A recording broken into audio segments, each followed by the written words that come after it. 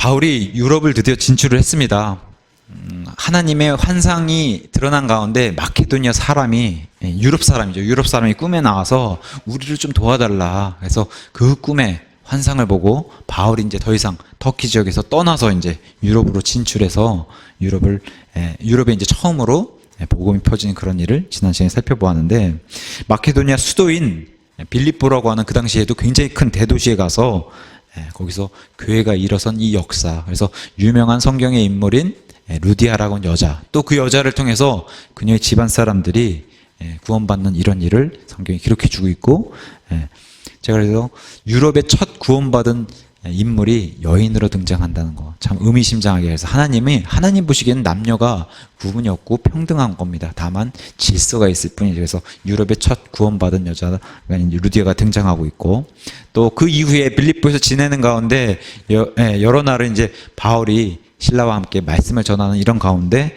점치는 영에 사로잡힌 그 소녀가 따라다니면서 바울을 근심하게 해서 이 점치는 영에 들어가 있는 그 사악한 영을 물리쳤을 때 그 점치는 영이 용한 그 능력을 없애버린 것을 그 주인들이 알게 돼서, 그 주인들이 사도 바울을 행정관들에게 고소해가지고 매를 맞고 감옥에 갇히는 이런 일이 이제 지난 시간에 일어났습니다. 그래서 하나님의 복음을 알리고 하나님의 일들을 했는데 감옥에 갇히는 이런 참 아이러니한 일이 일어났음에도 불구하고 바울과 실라는 그런 고난 가운데서도 평안하면서 하나님께 오히려 감사의 찬송을 드리는 그런 일, 또 그런 일을 통해서 그 옆에 같이 갇혀있던 죄수들과 또 빌립보 간수까지도 구원받게 되는, 그래서 성경에서 가장 위대한 질문인 선생들이여 내가 어떻게 해야 구원을 받을 수 있나라고 하는 이 엄청난 위대한 질문을 했을 때, 주 예수 그리스도를 믿으라, 그리하면 먼저 너가 구원을 받고 그 다음에 내 집이 구원을 받으리라 하는 이 말씀을 답을 주시면서 하나님의 구원을 받는, 그래서 빌립보 간수와 빌립보 간수의 집안 사람들이 구원을 받고 그 즉시 침례를 받고, 그래서 구원받은 뒤에 이 바울과 교제하면서 그들에게 마음을 돌이켜서 회개해서 행동으로 나타나는 것을 잘 보여줘서, 그래서 회개는 마음만 돌이키는 게 아니라 마음이 돌이켜서 행동으로 나타나는 게 회개라 그랬어요. 마음만 돌이키는 게 아니라. 어떤 분은 질문을 해요. 아니, 예수님 오른편에 강도는 마음만 돌이켰는데도 구원받지 않았습니까? 맞아요. 마음만 돌이켜서 구원받는 거 맞아요. 근데 하나님이 다 들여다보시고 아시잖아요. 아브라함이 이삭을 바치면서 이삭을 찔릴 줄 아셨잖아요. 그래서 그걸 말리시잖아요. 마음을 들여다보니까 진짜 찔리려고 하니까 그걸 말리시잖아요. 우편 강도가 진짜 믿는 거 보시잖아요. 우편 강도는 만약에 십자가에 안 달렸으면은 이 강도는 돌이켜서 행동으로 보여주실 걸 아시잖아요. 마음만 변한 게 아니라 행동으로 나올 줄, 그걸 다 아시는 분이 하나님이시기 때문에 마음을 돌이켜서 회개했다고 하는 것은 행동으로 나타낼 줄 알기 때문에 마음을 180도 돌이키는 그 회개를 인정하신다는 거예요. 우리에게는 뭘 더 요구하세요? 마음을 돌이켜서 행동까지 나오는 게 그게 올바른 회개다라고 이제 성경이 알려주고 있는 겁니다. 일단 그 모습을 빌립보 간수가 잘 보여줬어요. 때린 자국이랑 이걸 다 찢겨주고 약을 발라주고 식사도 잘 대접해주고 이러면서 완전히 그 밤에 그냥 사람이 180도 변한 것을 빌립보 간수와 그의 집안 사람들을 통해서 보여주고, 이것이 바로 구원받은 사람의 특징이라는 것을, 그러면 나타나는 표적이라는 것을 성경을 통해서 우리에게 알려주고 있습니다. 그래서 루디아 집안 사람들, 또 빌립보 집안 간수 사람들을 해서 빌립보에 이 교회가, 빌립보서를 전달할 수 있는 이 교회가 세워진 것을 성경이 보여주고 있어요. 하나님의 부르심을 받은 거에 다 소명받아서 구원도 소명을 받고 교회, 지역교회를 세우라고 하는 이 부르심도 받았다고 성경이 알려주고 있습니다. 빌립보 간수가 굉장히 멋진 그런 자세를 보여줘요. 구원받을 때 이 사람의 자세. 떨렸어요. 일어나는 일들을 보면서 자기가 부르르 떨렸다고 얘기해요. 우리 아이들이 타는 덤블링이 있어요. 덤블링. 그 덤블링이 영어로는 트램블링이잖아요. 그렇게 떨었다는 거예요. 이게 마음이. 그래서 그렇게 떨리는 마음으로 와서 납작 엎드려가지고 선생들이여 무엇을 하야 구원을 받으리까? 자기가 무엇을 하야 이 멋진 질문을 남긴 겁니다. 해가지고 빌립보 간수가 구원받고 집안이 받는 거 참 멋있어요. 그래서 이 사람들이 믿고서 기뻐할 수 있는, 자기 믿음의 고백을 할 수 있는, 믿고서 믿음의 고백을 할 수 있는 이런 일이 반드시 있어야지 침례를 주고 구원받았다고 하는 그런 사실을 알려줬는데, 그래서 빌립보 간수네 지방의 집안 사람들 가운데 아기들은 구원의 고백을 할 수 없잖아요. 아기들이 예, 어떻게 제가 예수님이 너무 좋습니다 하고 기뻐 이렇게 고백을 할 수 있겠어요? 이건 제 딸인 소리가 지금 5살인데도 못해요. 예수님께 고백해봐라 그러면 어떻게 하겠어요, 소리가. 그러니까 이런 일은 없다는 거 다시 한번 말씀드리면서, 바울이 투옥을 당했어요. 근데 믿는 사람들이 이렇게 투옥당하고 사도잖아요. 예, 위대한 표적을 보여주고 말로만 복음을 전한 게 아니라 이 사도 바울은 강한 표적들과 성령님의 이런 하늘의 은사들을 보여주는 그런 이적들과 기적들까지 보여준 사람이었는데, 이런 사람들이 투옥이 되니까 이 루디아 지파 사람들이 이 일로 인해서 낙심할까봐 다시 행정관을 불러서, 내가 로마 시민권자인데 이 신라도 마찬가지고 그다음에 이 기록자인 누가도 마찬가지고 로마 시민권자인 이 사람들을 법정에 세워서 이 잘잘못 따지기도 전에 이 매부터 때린 이런 악행을 저지른 거, 이거 공개적으로 사과하라고 해서 공개적으로 사과를 받고서 이 일을 다시 루디아 집안 사람들에게 가서 위로를 해주고 떠나는, 그래서 교회를 든든히 세워주는 이 일에 얼마나 바울이 열정적이었는가. 그래서 우리도 역시 이 지난 시간에 16장 17절처럼 점치는 영이 와서 바울과 실라를 계속 따라다니면서 외쳤잖아요. 이 사람들은 지극히 높으신 하나님의 종들이다. 그러면서 이들은 우리에게 구원의 길을 보여주는 그런 사람들이다 해서, 이런 사람들처럼 우리 교회도 그런 사람이 됐으면 좋겠다라고 지난 시간에 그렇게 말씀을 같이 공부를 했습니다. 오늘은 이 일 지나고 나서 이제 빌립보를 지나서 이제 데살로니가, 유명한 데살로니가 전후서를 받은 데살로니가 교회 얘기가 시작이 됩니다. 17장 1절부터. 그래서 이제 그들이 암피폴리스, 아폴로니아, 자 데살로니가, 빌립보, 암피폴리스, 아폴리아, 그 다음에 이제 베레아까지 이렇게 데살로니가 이렇게 가는데, 지금 여기 도시들 있잖아요. 빌립보, 암피폴리스, 아폴로니아, 그 다음에 데살로니가 다 이 당시 대도시였어요. 어떤 주석서에 가서 보면은 데살로니가도 수도라고 나와요. 아니 그럼 마케도니아는 빌립보도 수도고 데살로니가도 수도고, 이렇게 이제 혼란스러운 그런 의문을 가질 수 있는데, 이 당시에는 빌립보가 수도가 맞아요. 으뜸가는 도시라고 16장에 나옵니다. 빌립보가. 데살로니가는 이 시대 이전에 번성했던 수도였어요. 근데 지금은 빌립보로 그게 이동을 했고, 데살로니가도 물론 큰 도시긴 하지만 빌립보가 더 흥황하는 그런 일이 과거에, 이보다도 한 100년 전, 과거에 이 데살로니가가 훨씬 더 큰 도시였을 때, 그때는 여기가 상업도시고 또 정치적인 도시였고 이렇게 알려져 있습니다. 지금도 빌립보라는 도시는 지금 없는데 데살로니가는 아직도 있어요. 지금도 이름이 데살로니가예요. 이름은 데살로니키로 돼 있어요. 지금은 이 마케도니아 지역에 지금도 이제 이 도시는 살아 있습니다. 그래서 여긴 성지순례 굉장히 많이 가는 그런 지역으로 이제 알려져 있습니다. 바울은 이렇게 다니면서 어디 숨어 다니고 사람 없는 데 다니지 않았어요. 분명히 어디 공략했어요. 대도시만 공략하러 다니는. 그래서 우리로 따지면 어떻게 돼요? 저 서울 강남 한복판으로 들어가서 복음을 전하는 그런 모양새를 보여줬습니다. 바울은. 그래서 큰 도시만 공략하는 이런 모습으로 해서 이런 데 떨어뜨려야 복음이 그냥 쭉 퍼져나가는 이런 작전을 폈습니다. 그래서 우리 여기 그 아폴로니아라고 하는 이 도시 같은 경우는 로마서 15장 19절에 이렇게 이제 바울이 고백을 해요. 15장 19절에 능력 있는 표적들과 이적들을 통해서 나 바울이 하나님의 영의 권능으로 이루신 그 일들 외에는 그 어느 것도 내가 감히 말하지 아니하고 자랑도 안 할 텐데, 이로써 내가 고백할 수 있는 것은 예루살렘으로부터 두루 다니면서 일루리곤까지 그리스도의 복음을 충만히 선포했는데, 이 일루리곤이라는 지역이 바로 여기 아폴로니아 이 지역이 바로 사도 바울이 얘기했던 일루리나 이 지역하고 맞물려 있는 그런 경제 지역입니다. 그래서 다 돌았다는 거예요. 지금 로마서를 전달하러 로마 교회 편지를 쓰면서 내가 소아시아를 지나고 지금 유럽에 들어가서 빌립보부터 해가지고 이 일루리곤 지나 여기 아폴로니아 이 지역까지도 내가 충만히 복음을 지나가면서 다 전달했다는 거예요. 근데 이제 여기 보면은 17장에 암피폴리스와 아폴로니아는 해당이 없었던 걸로 보네요. 복음을 전달했지만 그냥 지나가면서 전달할 수밖에 없는 그런 걸로 성경이 알려주고 있습니다. 하지만 사도 바울의 고백처럼 복음은 충분히 전달했다는 거예요. 유대인이 있든 유대인이 없든 이방인에게도 충분히 전달을 했지만 그 결실은 못 맺은 걸로 해서 그냥 지나간 걸로 사도행전이 기록해주고 있습니다. 그러면서 2절에 바울이 자기 관례대로 데살로니가에 도착을 해봤더니, 빌립보에서 데살로니가는 거의 한 160km예요. 거리상으로 굉장히 먼 거리죠. 거기 지금 걸어서 지나가다가 데살로니가 도착해서 자기 관례대로, 바울은 유대인이잖아요. 유대인은 자기 회당 있으면 회당에 들어가서 말씀도 선포할 수 있고 말씀도 낭독할 수 있고 하는 이런 자기 관례, 그러니까 유대인들이 가지고 있는 전통과 문화 관례대로 그들에게로 들어가 새 안식일, 그죠? 3주 동안에 성경 기록들을 인용하여 그들과 토론하며 그리스도께서 반드시 고난을 받고 죽은 자들로부터 다시 일어났어야 함을 설명하고 주장하며, 또 내가 너에게 선포하는 이 예수님이 그리스도시라고 이렇게 세당에 들어가서 이렇게 선포를 했던 그런 걸로 이제 시작을 하게 됩니다.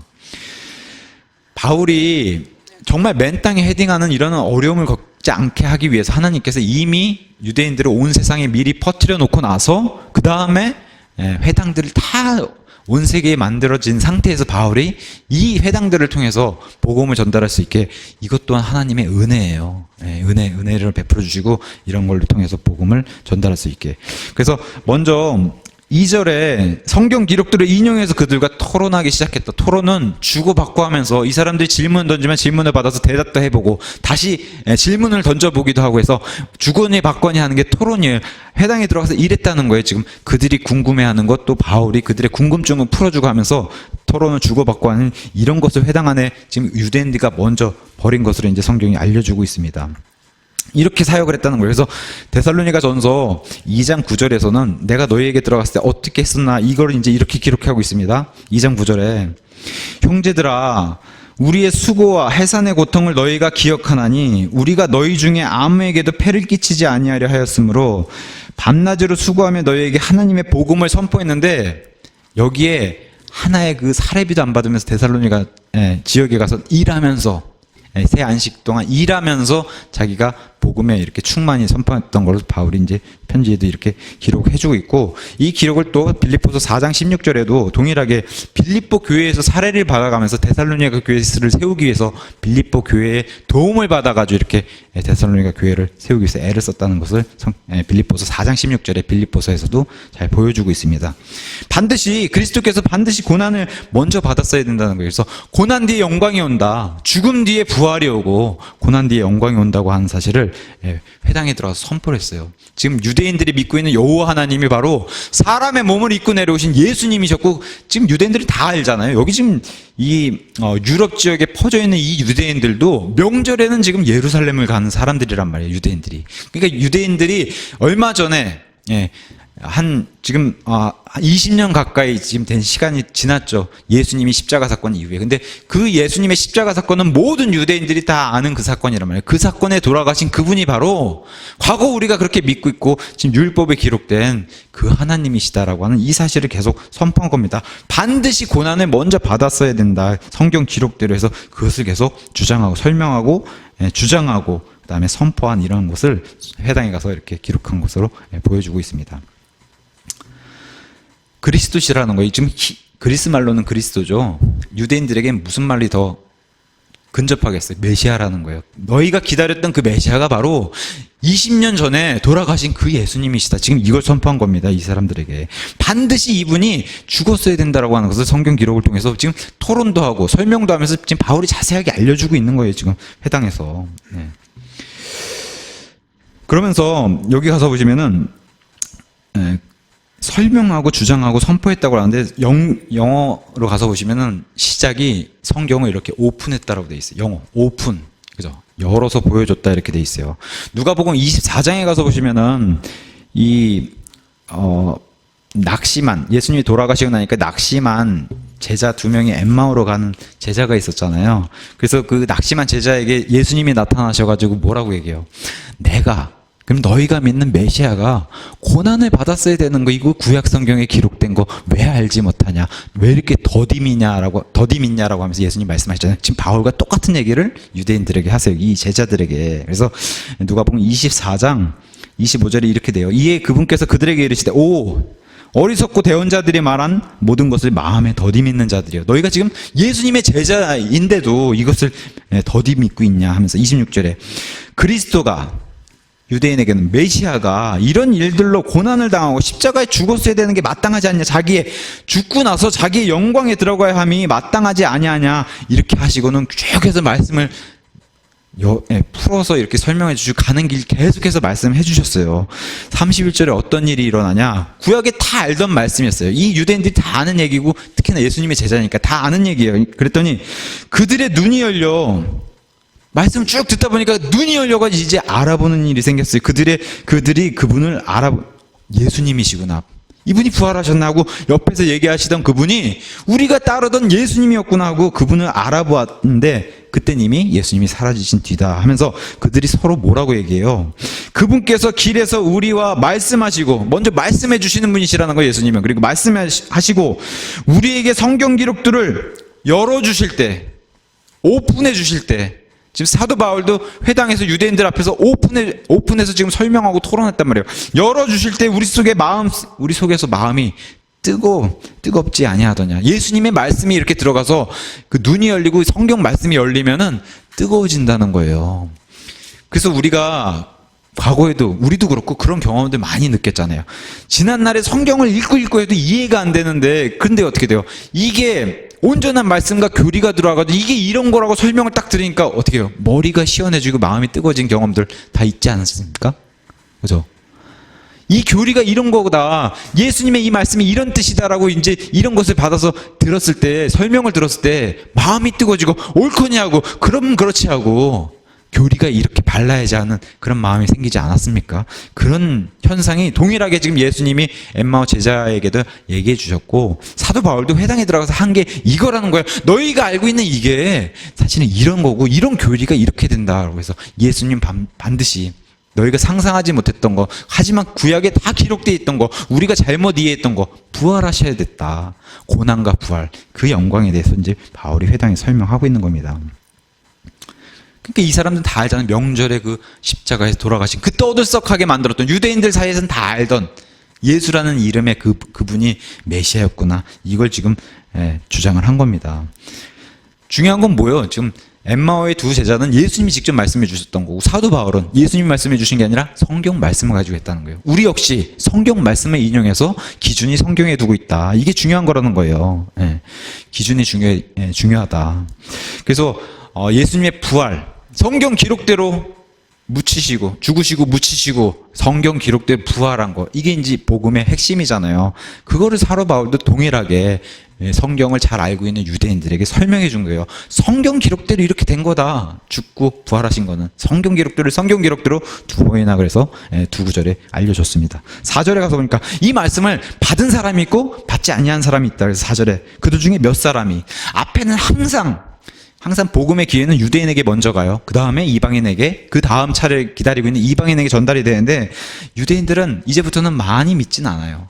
항상 많이 믿는 숫자가 있는 것은 이방인이에요. 1차 선교 여행 때도 그랬고 그 루스드라 이제 이고니움 이런 데 가서 보시면 BCD 안디오 어떻게 돼요? 온 도시가 막 소동하듯이 이방인은 막 말씀을 더 해달라고 그러고 유대인은 싫어했잖아요. 여기서 동일하게 유럽에서도 동일한 그런 현상이 일어나는데 4절에 그들 중에 앞에는 유대인이에요. 몇 사람이 믿고 바울과 실라와 믿은 사람들은 사귀길 원해요. 또 독실한 그리스 사람들 그죠?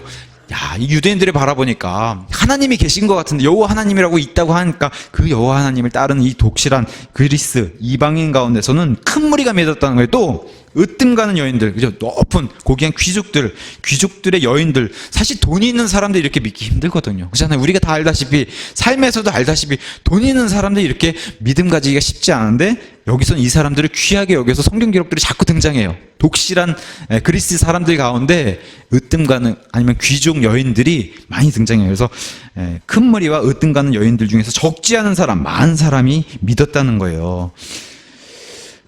그래서 이 사람들이 어떤 일을 벌였냐. 데살로니가전서 2장 13절 이렇게 가서 보시면은 이들에 대해서 이렇게 얘기해요. 이들이 이런 까닭에 우리가 또한 하나님께 끊임없이 감사를 드림은 너희가 우리에게서 들은 하나님의 말씀을 받을 때 이 사람들 어떻게 받았냐?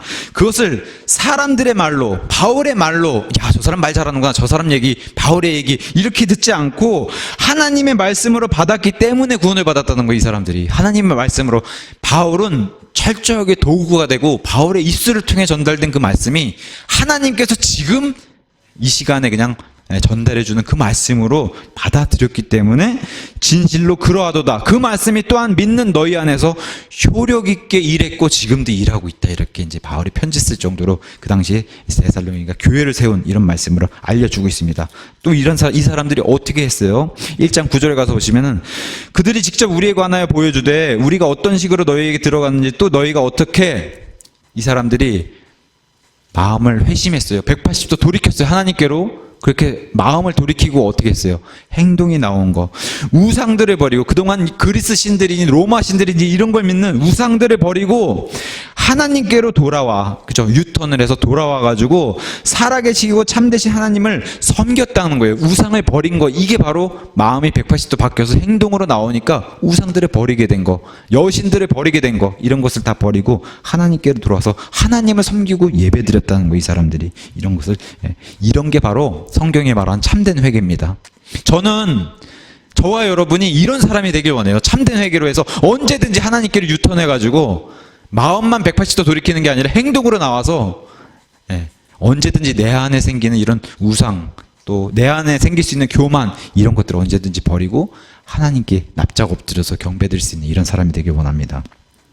마음으로 믿는 거, 아까도 말씀드렸다시피 마음으로 믿어서 행동으로까지 보여줄 수 있는 마음, 그거 아신다는 거 하나님이. 그래서 받아주신다. 그래서 1장 데살로니가전서 1장 3절에 이렇게 얘기해요. 하나님 곧 우리 아버지의 눈앞에서 우리 주 예수 그리스도 안에 있는, 오전에도 말씀 나눴다시피 안에 있는 너희의 데살로니가 전설에 받는 교회의 믿음의 행위. 자, 우리에게 이런 게 있을까? 우리에게 이런 게 있는 건지 한번 체크해보면 좋을 것 같아요. 믿음의 행위와 사랑의 수고와 소망의 인내를 바울이 끊임없이 기억하고 있다는 거예요. 이게 너무 강렬하게 자리 잡고 있으니까 데살로니가 교회는 이런 게 강렬했다. 180도 돌이켜서 나온 믿음의 열매들이 이런 거라는 거예요. 5절엔 또 이렇게 얘기해요. 우리의 복음이 말로만 너에게 이르지 아니하고 권능과 성령님과 큰 확신으로. 그래서 이런 능력까지, 표적까지 보여줬던 이런 게 너에게 이르렀기 때문이라. 우리가 너희를 위해 너희 가운데서 어떤 사람이 되었는지 너희가 아는 바와 같으니라. 7절엔 또 이렇게 얘기해요. 데살로니가 교회는 마케도니아와 아가야 이 전 지역을 통해서 통틀어서 믿는 모든 자들에게 본이 된 교회다. 저는 이게 진짜 밖에 사람들이 보면 이거 조그만 아무것도 아닌 교회예요, 우리가. 근데 이 교회는 정말 진주에서 으뜸 가는 본이 되는 교회다. 아니면 경남 지역에서는 킹제임스 성경 쓰는 교회 가운데서는 이만한 교회가 없다. 저는 그렇게, 우리 교회가 그렇게 되길 원합니다. 그런 본이 되기를. 그래서 데살로니가 교회에 이런 모습을 보여준 것을 오늘 잘 살펴보면서 우리도 이와 같이 해야 되지 않겠나, 그런 생각을 좀 가지면 좋을 것 같습니다. 자, 마귀가 가만히 있질 않죠. 하나님의 복음이 강력하게 이렇게 선포되고 전달되면 마귀가 가만히 있지 않아요. 그래서 마귀가 반격을 시작합니다. 바로 5절에 유대인들의 시기가 바로 일어나서, 시기입니다. 시기. 질투가 아니라 시기. 죽이려고 그러는 거예요. 지금 바울의 일행을 죽이는 겁니다. 경상도에 그런 말이 있나 모르겠어요. 강짜 논다, 강짜 쓴다, 이런 말 쓰나요, 경상도에? 강짜. 이게 무슨 얘기냐면은 강샘이란 말의 속된 말인데, 원래 내 애인이고 내 아내인데 다른 사람을 사랑해요. 그래서 내가 내 아내나 애인에게 강짜를 부린다 그래요. 뭐 하는 짓이냐고 하면서, 이게 내 아내를 죽이는, 질투가 아니라 시기를 느끼는, 그거를 뭐 강짜 논다, 이런 이제 속된 말도 쓰긴 하는데, 바로 유대인들이 이런 거, 원래 우리 하나님인데 지금 이방인들이 믿는다고 하니까 부추기고 박수 쳐주지 못할 망정 이걸 막는 거예요. 못 믿게. 이런 아이러니가 이제 생긴 겁니다. 그래서 BCD 안디옥에서 이런 일이 먼저 생겼잖아요. 쫓겨서 바울이 돌로 쳐맞아서 죽는 그런 일까지 벌어졌잖아요. 유대인들 때문에 그런 일이 벌어졌는데 지금 여기 유럽에서도 그런 일이 고스란히 동일하게. 그래서 5절에 가서 보시면은 믿지 아니한 유대인들은 시기심에, 이거 사람 죽이는 거예요. 시기심에 차서 천박한 어떤 불량배들을, 이런 사람이랑 결탁을 해가지고, 유대인들, 좀 이 유대인들도 회당에서는 자기들도 하나님 믿는다고 성경을 낭독하고 기도드리고 예배드린다고 하는 그런 사람들일 거예요. 또 명절에는 예루살렘 가가지고 하나님의 명절 지킨다고 하는 그런 사람들일 거예요. 근데 보세요, 천박한 불량배들이랑 결탁해가지고 하나님의 사람들, 사도 바울의 이 일행들을 대적해서 데려다가 무리를 지어서 온 도시를 소란하게 하고, 보통은 우리 믿는 사람들은 소란하게 할 일이 없어요. 예수님의 공생애, 복음서의 공생애도 믿는 사람들이 소란하게 만들고 소동을 일으키는 게 아니라 대부분 이렇게 믿지 않는 사람들이 다 소란을 일으킨 것으로 우리가 충분히 살펴볼 수 있는데, 여기도 마찬가지예요. 믿지 아니하는 사람들이 소란을 일으키고 야손의 집을 습격해서 그들을 백성에게 끌어내려고 이런 행동을 보였다는 겁니다. 야손에 대해서는 좀 이따 살펴보기로 하고, 유대인들이 이런 선동, 이 선동하면 지긋지긋해. 진짜 우리나라도 이 선동 때문에 감정을 불러일으키거나, 저 사람들 얘기하니까 맞다, 야 어떻게 내 마음을 그렇게 잘 알아, 우리도 싫어, 선동, 그죠? 이런 선동을 유대인들이 했다는 거예요. 원래 이 사람들은 오전의 말씀 같으면은 원래 하나님의 양들의 위치에 있어야 되는 사람들이 사실은, 근데 이 사람들이 이 양도 싫다 그러고 하나님의 양이 되겠다고 한 사람도 못 맞게 막으려고 하는 이런 악한 일을 벌였다. 오전에 우리의 목자이신 예수님은 선한 분이라고 그랬어요. 굿이에요, 굿. 그래서 god에 o를 하나 더하면 굿이 돼요. 근데 여기 있는 사람은 마귀의 사람들이에요. 데빌이란 단어에다가 여기는 D자를 하나 빼잖아요. 그럼 evil이란 단어가 돼서 사악한 자가 돼요. 사악한 자. 여기 있는 사람들이 그런 마귀의 사람으로 사악한 사람, 그런 행동을 보였다는 겁니다. 온 도시를 소란하게, 그러니까 믿지 않는 사람들이 다 버리는 거예요. 소란하게 만들어서. 그죠? 지금도 보면은 소란하게 만들고 시끄럽게 만들어서 선동해서 가짜뉴스로 찍어내리잖아요. 똑같다. 이제 이렇게 우리가 살펴볼 수 있어요.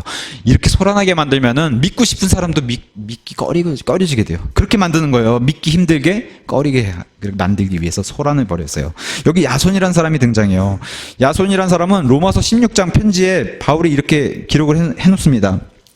16장 21절에 내 동역자 디모데와 내 친족들, 자기 친척이라는 거예요. 루기오와 야손이 등장하는데, 아마 이 야손, 여기 야손하고 동일 인물이 아니겠나, 이제 성경은 이렇게 얘기합니다. 루기오와 야손과 소시바도도 이제 좀 이따 살펴볼 텐데, 소시바도가 너희에게 문안한다고 해서 로마에 있는 성도들에게 이제 이렇게 편지를 보냈을 때, 야손은 바울의 친척이면서 바울을 받아들인, 그래서 이런 친척이 있는 이런 집에 머물면서 바울이 복음을 전달하려고 이렇게 했는데, 지금 바울은 사라지고, 이 유대인들이 얼마나 이 사람을 죽이려고 하는 이 유대인들의 습격을 미리 눈치채고 바울이 피한 상태거든요. 지금 동료들의 이렇게 도움을 받아서. 근데 이제 이 분이 안 풀리잖아요. 죽이려고 하는 사람들이. 그러니까 어떻게 돼요? 그 화풀이의 대상을 야손에게 잡고 야손은 이제 끌어내리는 그런 것을 잘 보여주고 있습니다.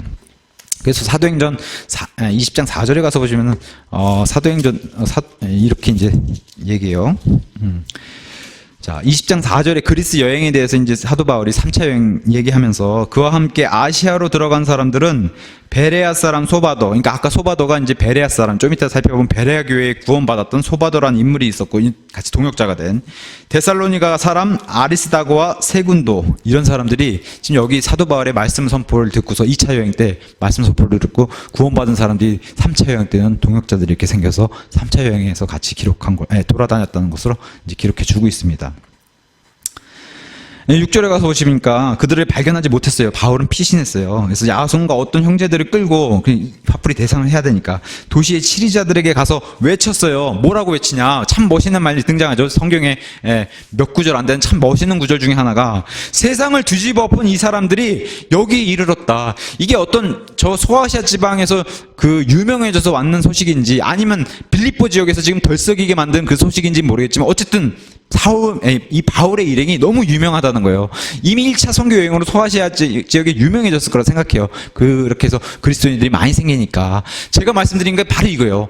올바르게 구원받아서 사람들이 변하면은 세상에서도 인정할 수밖에 없는, 세상을 뒤집어 엎는 이런 일이 벌어진다는 거예요. 세상은 이 방향으로 가야 되는데 그리스도인들은 이 방향을 안 가잖아요. 그 역행해서 반대 방향으로 하니까 세상에, 이거는 하나님의 오른쪽에서의 소동이 일어나게 되는 이런 일이 벌어진다는 거예요. 이거는 이 불량배들이 벌이는 이런 천박한 소동이 아니라 하나님의 의를 전달하는 이런 소동이 세상에서 일어난다. 이게 얼마나 멋있습니까? 세상을 뒤집어 엎는.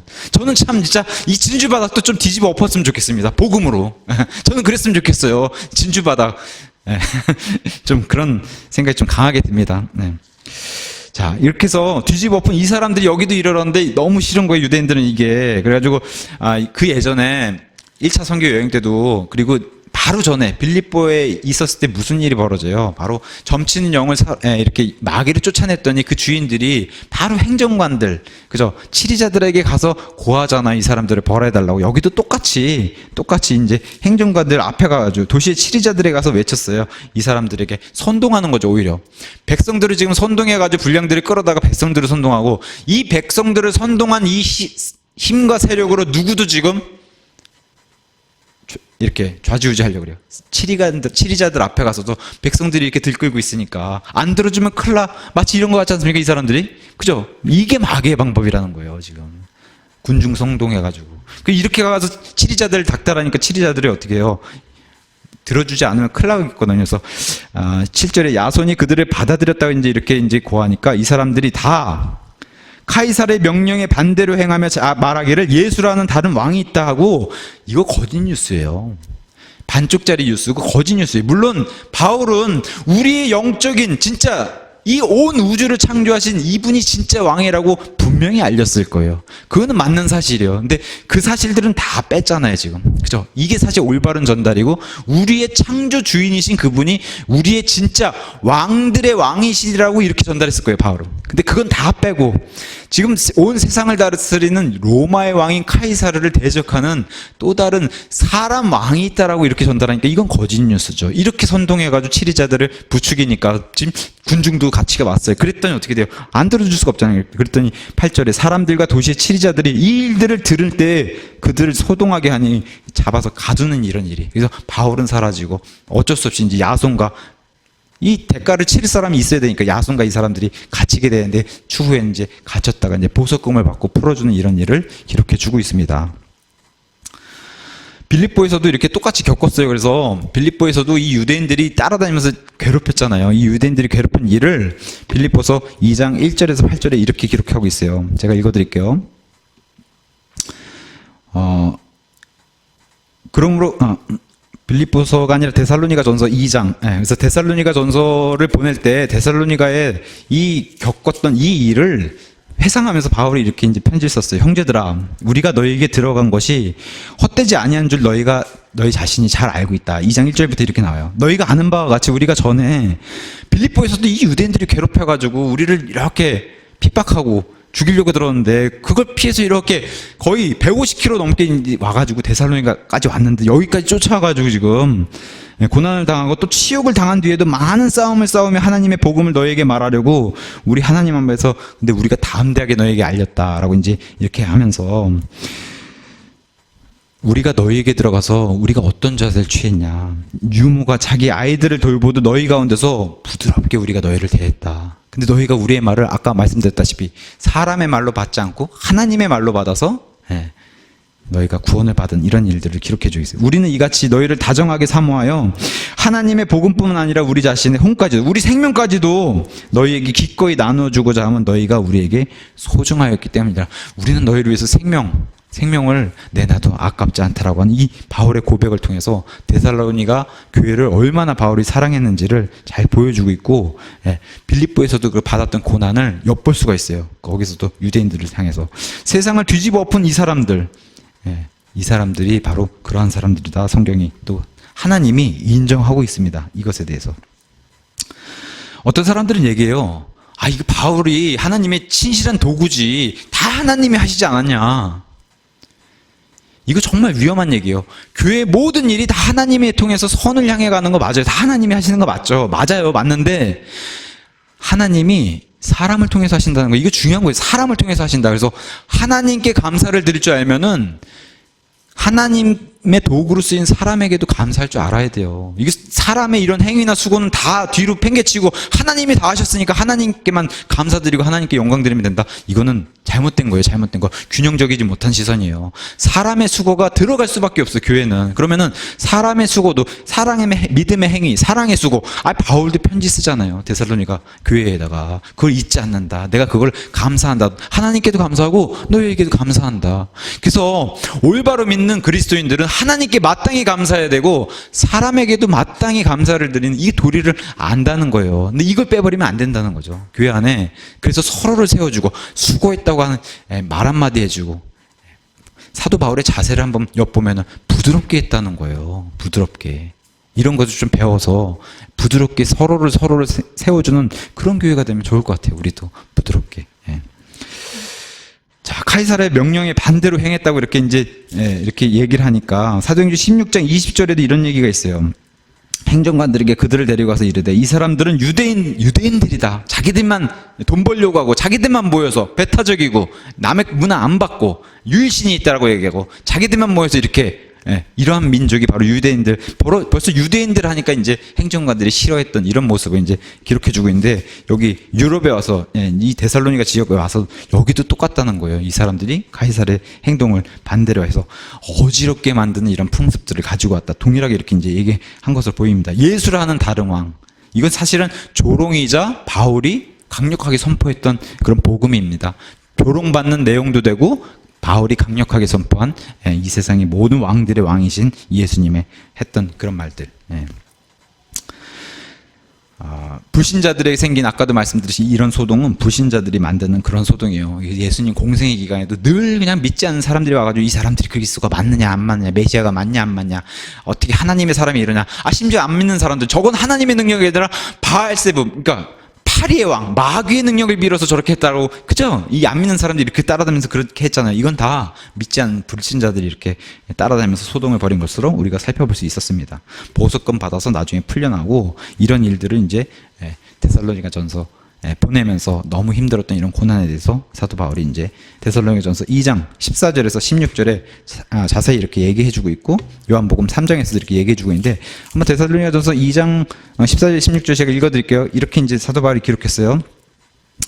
우리가 예수님께서 죽으셨다가 다시 일어나셨음을 믿을진데 그와 같이 예수님 안에서 잠자는 자들도 하나님께서 그분과 함께 데려오시리라. 우리가 힘들고 이래도 이 데살로니가 지방 교회에다가 편지를 보내면서 예수님의 강력한 재림과 부활 이거를 강력하게 선포할 수 있어.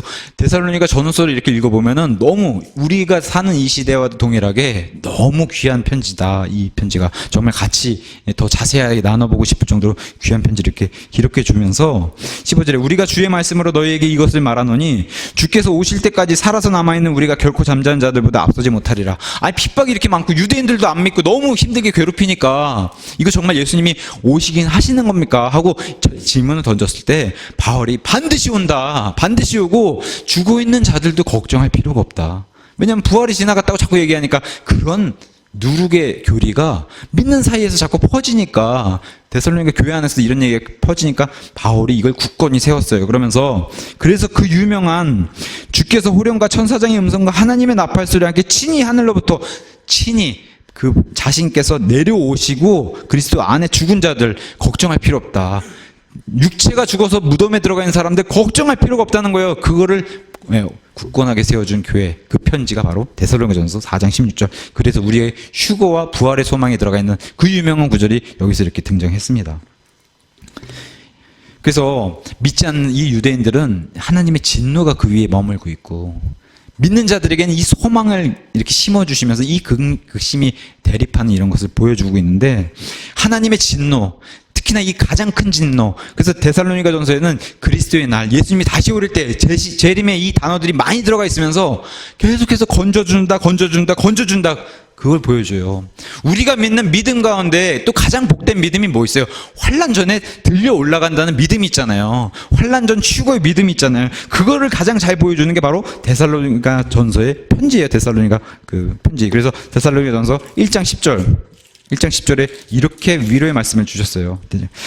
그분께서 죽은 자들로부터 살리신 그분의 아들께서, 그죠? 아버지가 아들을 살리셨잖아요. 아들께서 하늘로부터 오실 것을, 이게 재림이잖아요. 하늘로부터 오실 것을 기다리는지 보여주다니 이분은 곧 다가올 진노로부터, 이 진노는 그냥 세상에서 우리가 받는 이런 스트레스가 아니라 큰 그 대환란의 진노 얘기하는 거예요.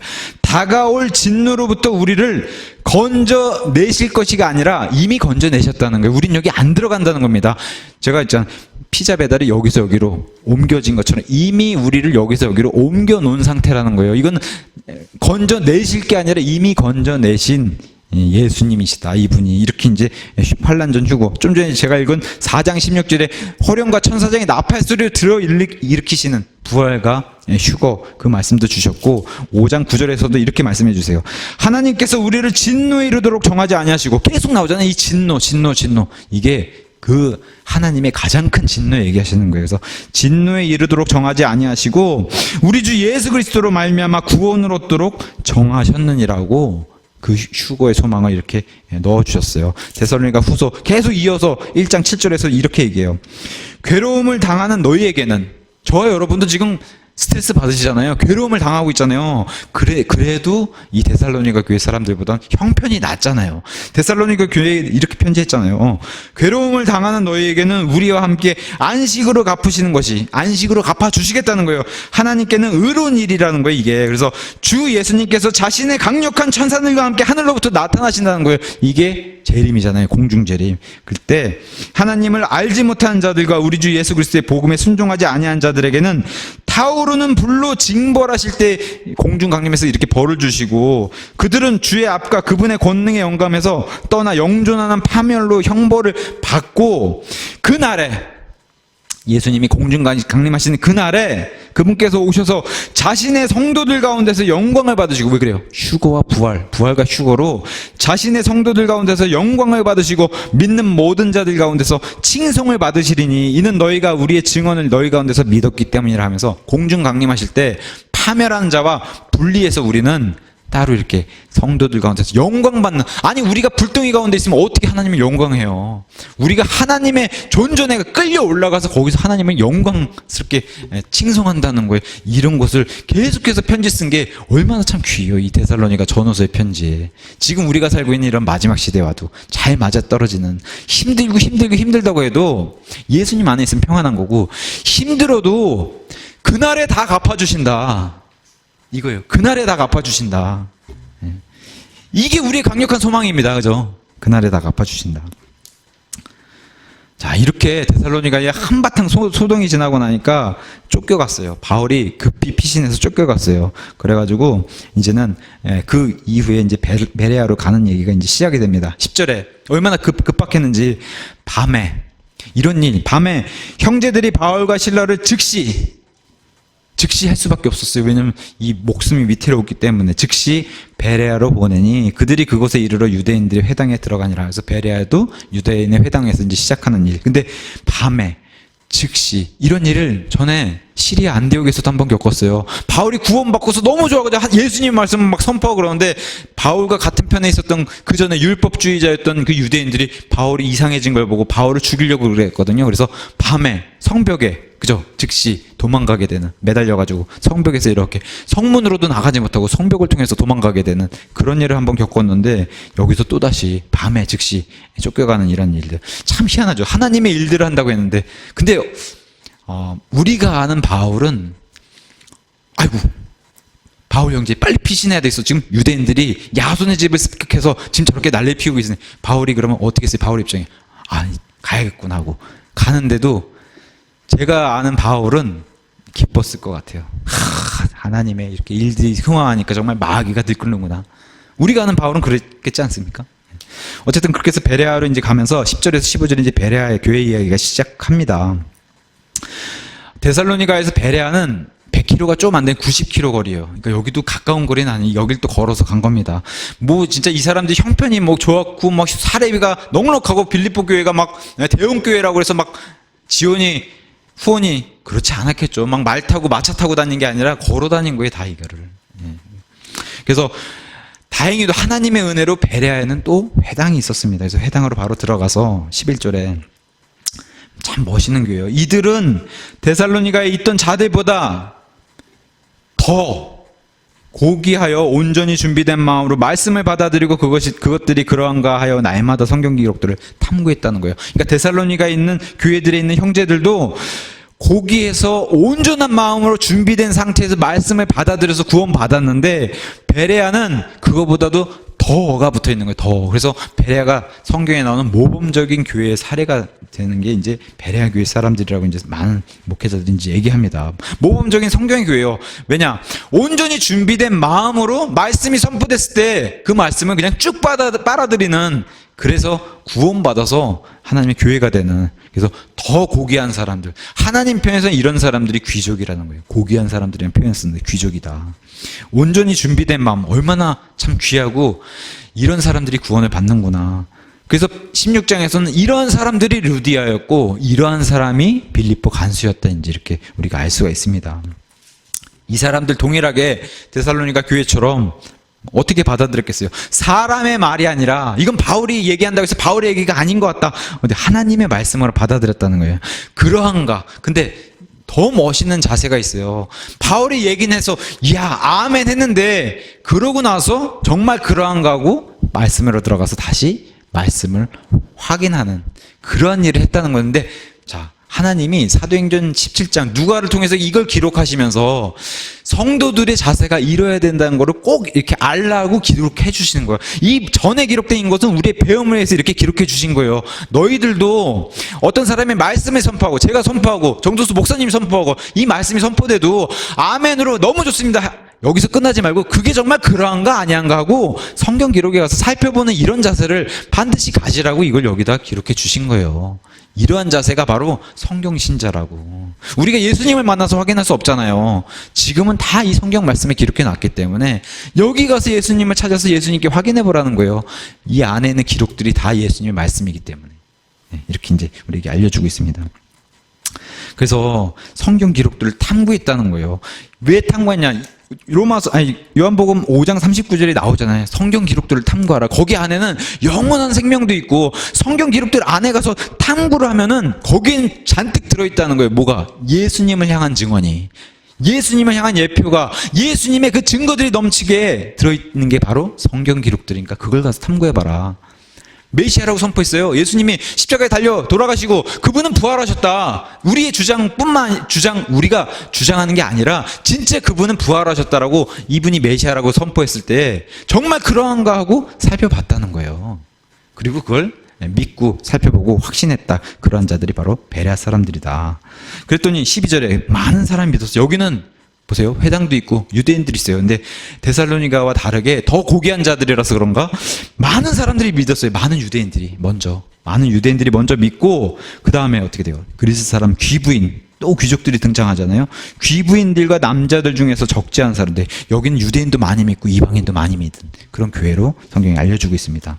베레아의 열매죠, 열매. 이런 사람들이 이렇게 열매를 맺었다.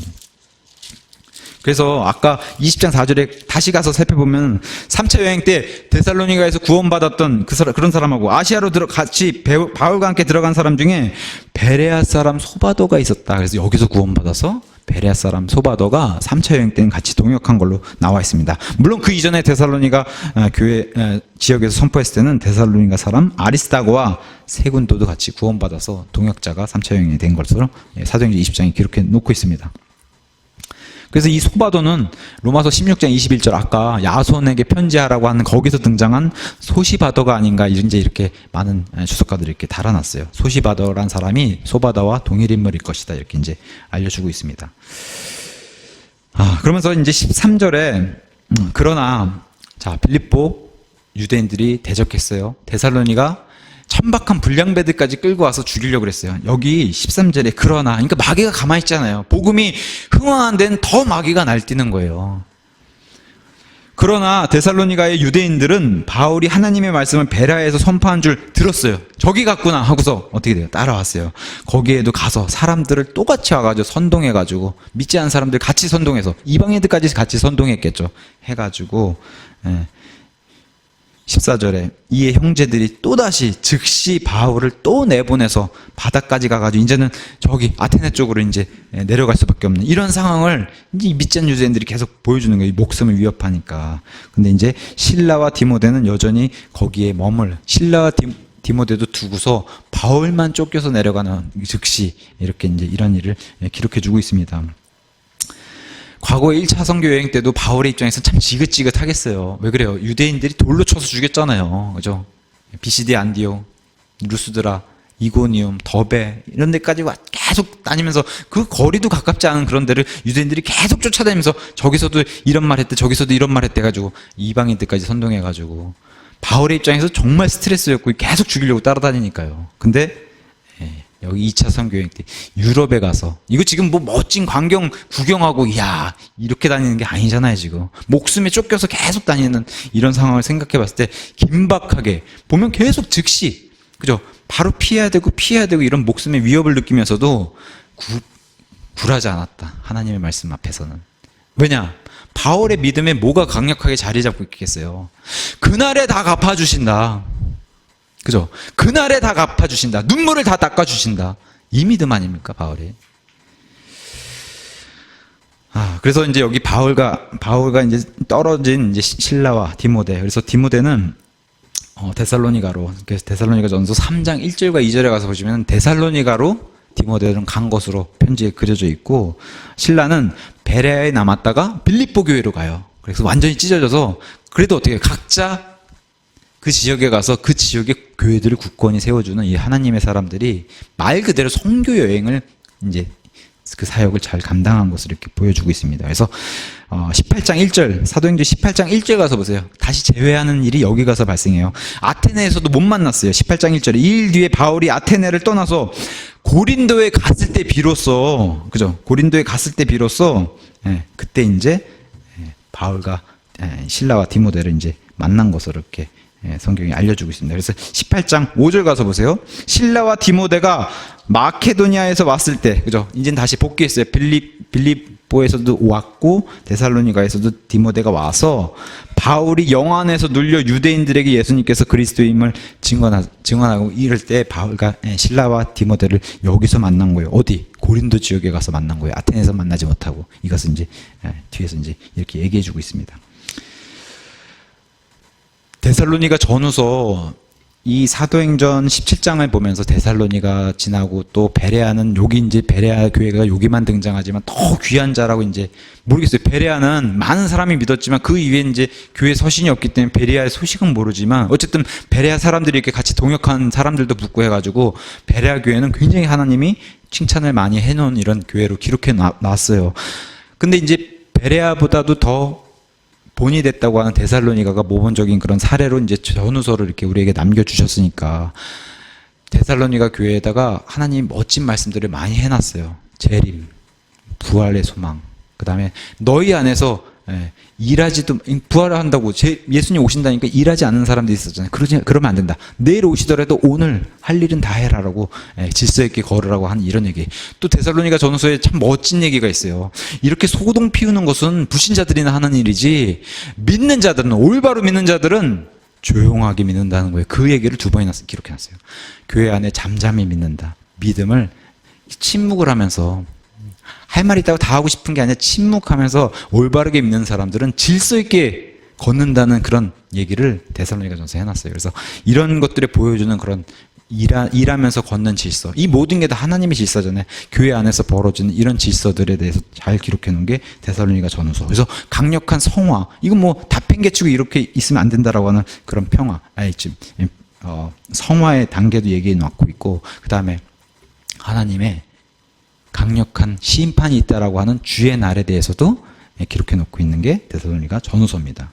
그래서 이런 말씀과 교리를 많이 받은 교회예요. 그런 것을 한번 이번 주는 이 데살로니가 전후서 한번 읽어보세요. 오래 안 걸리거든요. 한번 읽어보시면 이 사도행전 17장에 데살로니가 얘기는 짧지만 베레아 얘기까지 15절밖에 안 돼요. 근데 데살로니가 전후서를 쭉 읽어보면은 데살로니가에서 이런 일들, 하지만 여기서 교회가 세워져가지고 너무 귀한 성도들이 생겨난 거, 온전히 준비된 마음의 성도들을 향해서 바울이 어떤 마음으로 편지 썼는지 이걸 좀 살펴보면 좋을 것 같습니다. 그래서 오전에도 그랬지만 참 이 데살로니가 전후서 읽어보면은 예수님이 오신다는 겁니다. 반드시 오신다는 겁니다. 그게 강력한 주제예요. 반드시 오신다, 예수님이. 그래서 예수님이 오실 때라는 그 재림의 구절들이 너무 많이 들어가 있어요. 데살로니가전서에. 그래서 다시 한번 상기시키고 끝내겠습니다. 내일 예수님이 오시더라도 오늘 땀을 흘려서 일해야 되는 게 성도들이라는 거예요. 그게 성도들의 자세. 그리고 소동 피우는 거 이거 불신자들이나 하는 짓이지, 그리스도인들은 조용히 질서 있게 걸어야 된다는 거. 이게 데살로니가 교회에 보낸 그런 편지의 주제 중에 강력한 주제예요. 그래서 우리 교회가 이런 데살로니가, 이 마케도니아와 아가야, 이 그리스 전 지역, 유럽 지역에 본이 된 교회라고 했어요. 이런 교회가 되기를 원합니다. 그래서 우리 모두가 데살로니가 성도같이 그런 교회가 되면 좋을 것 같습니다. 그렇게 되기를 예수님의 이름으로 축원합니다.